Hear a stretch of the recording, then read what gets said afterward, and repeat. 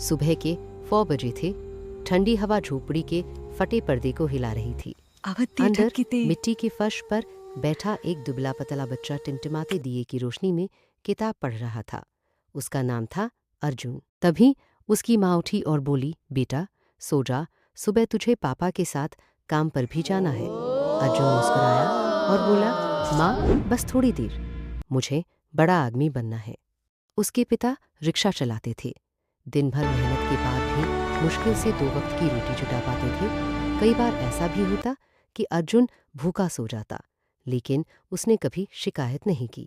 गांव के सरकारी स्कूल में पढ़ने वाला अर्जुन अक्सर पुराने फटे कपड़ों में जाता था।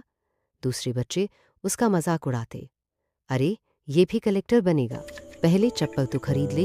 अर्जुन चुप रहता, लेकिन अंदर से उसका सपना और मजबूत हो जाता। एक दिन स्कूल में टीचर ने पूछा, बड़े होकर क्या बनना चाहते हो?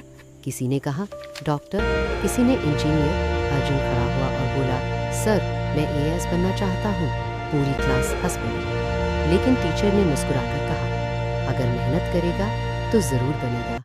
बस उसी दिन से अर्जुन की जिंदगी बदल गई। दिन में वह पिता के साथ मजदूरी करता, शाम को गांव के बच्चों को ट्यूशन पढ़ाता और रात में स्ट्रीट लाइट के नीचे पढ़ाई करता। कई बार ठंड में उसके हाथ कांपते, लेकिन उसकी आंखों में सिर्फ एक सपना था, एएसएस बनना। समय बीतता गया। अर्जुन ने 12वीं में टॉप किया।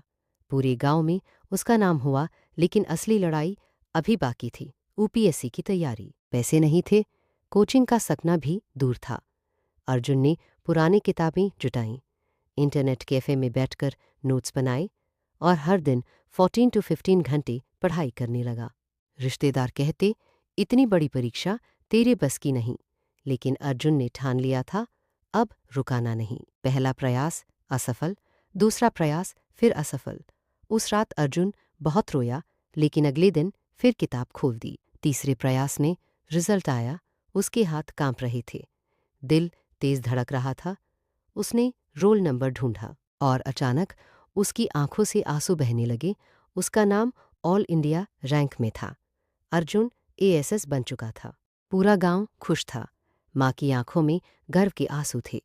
पिता चुप खड़े थे, उनकी आंखों में सालों की मेहनत चमक रही थी। कुछ महीनों बाद अर्जुन जिला कलेक्टर बनकर उसी गांव में पहुंचा।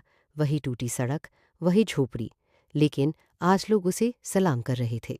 अर्जुन ने झोपड़ी की तरफ देखा और धीरे से बोला, सपने गरीब नहीं होते, हालात गरीब होते हैं। झोपड़ी से कलेक्टर ऑफिस तक का सफ़र पैसों से नहीं, हिम्मत, मेहनत और विश्वास से तय होता है। अगर सपना बड़ा हो तो किस्मत भी झुक जाती है।